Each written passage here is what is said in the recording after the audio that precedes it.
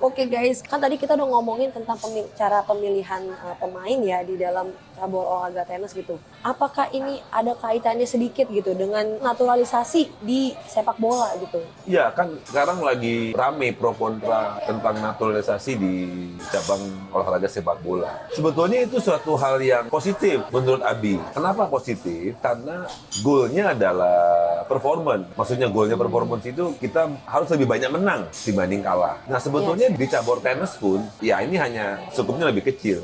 Itu juga terjadi yang namanya naturalisasi, cuma beda istilah. Kamu tahu di mana? Tim PON Jawa Timur. Misalkan. Kan itu kalau mau dibilang naturalisasi, itu naturalisasi, cuman beda istilah. Dan itu tidak salah, kan itu dibolehkan dalam aturan. Nah, tapi Jawa Timur mengambil pemain si A, si B, si C, ini adalah tujuannya dia adalah mendapatkan emas. Nah, sekarang kembali lagi ke tadi naturalisasi. Tidak apa-apa, itu dilakukan. Hanya, kalau menurut Abi adalah yang harus dipahami bahwa pemain-pemain yang diambil naturalisasi di bola ini kan pemain-pemain yang levelnya sudah jadi usia 20 tahun ke atas. Sekarang yang jadi pertanyaan adalah negara ini dalam membina semua cabur itu bisa nggak dia dari usia grassroots, low material katakanlah usia 7-8 tahun itu bisa nggak kalau dibina di kita levelnya seperti pemain-pemain yang sekarang naturalisasi. Oke. Dan menurut Abi itu kuncinya salah satunya ada di coach. Yes, pastinya. Salah satu. Masalahnya kan kalau sepak bola itu kan dari klub-klub tuh, bukan kalau tenis kan atau bulu tangkis itu kan gampang per orang gitu kan ngelatihnya. Tapi kan kalau di sepak bola itu kan dia harus dari klub ini, klub itu. Mungkin itu kali yang bikin susah juga. Karena nggak bisa kan satu coach itu cuma ngajarin satu atau dua anak doang gitu. Apa mungkin bisa begitu? Iya bagus nih pertanyaan. Sepak bola itu olahraganya memang betul olahraga tim. Tetapi secara pengajarannya itu bisa secara individu. Maksudnya skill yang dibangun. Yes, benar. Di masing-masing si A, si B, si C itu dibangun skill individunya. Sampai dia full skill. Nah setelah skill-skill ini bagus, tentu mereka dibuatkan suatu pola dalam olahraga. Tapi skill-skill individunya ini mereka harus full skill dulu. Oh iya, of course. Gila, ini yang harus dibangun. Yang membangun ini justru adalah harus coach. Ya ada transfer knowledge dari seorang good coach. Nah salah satu yang terjadi di kita ini justru yang namanya pelatih itu semuanya kelasnya pelatih itu harus kelas expert. Tinggal dia mau megang di level grassroots, low material, atau dia mau megang di kelas intermediate, atau dia mau megang di elite players. Nah semua pelatih ini harus yang expert. Nah di kita ini malah setiap level beda pelatih. Itu yang kurang tepat. Jadi pelatih anak-anak itu diberikan kepada pelatih katakannya yang levelnya masih level dasar. Ini kurang tepat.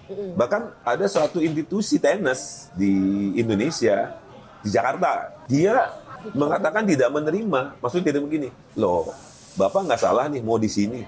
Bapak kan ketinggian kalau megang atlet-atlet ini. Itu jadi lucu. Justru harusnya dari kecil udah dibagusin. Iya. Ya, kayak lu mau bikin rumah pondasinya bagus. Nah, itu paradigma itu yang di negara Indonesia masih kalah jauh lah. Iya.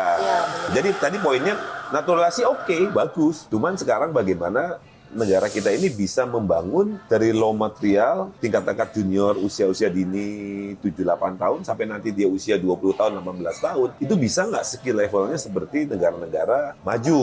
Nah itu kuncinya salah satunya memang ada di good coach dan di kompetisi yang berkelanjutan ya tentu financial support untuk mendukung program-program tadi yang memang tidak murah ini. Yang harus dipahami adalah waktu yang dibutuhkan untuk menghasilkan seorang pemain elite players itu time frame-nya 10 tahun, Kak.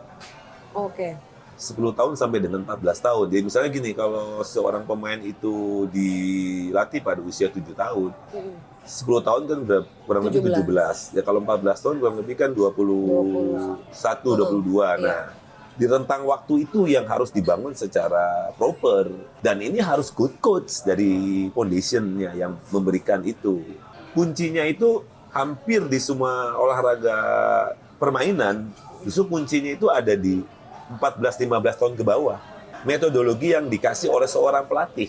Kepada murid. Kepada muridnya. Itu kuncinya di situ. Jadi harus pelatih-pelatih yang deep knowledge, yang jagoan, yang megang. Iya. Yes. Oke guys, itu dari bokap gue lagi dan Kalau kalian ada pertanyaan atau pengen ada yang didiskusikan, kalian bisa langsung ke komen atau juga bisa ke DM. Thank you guys. Bye.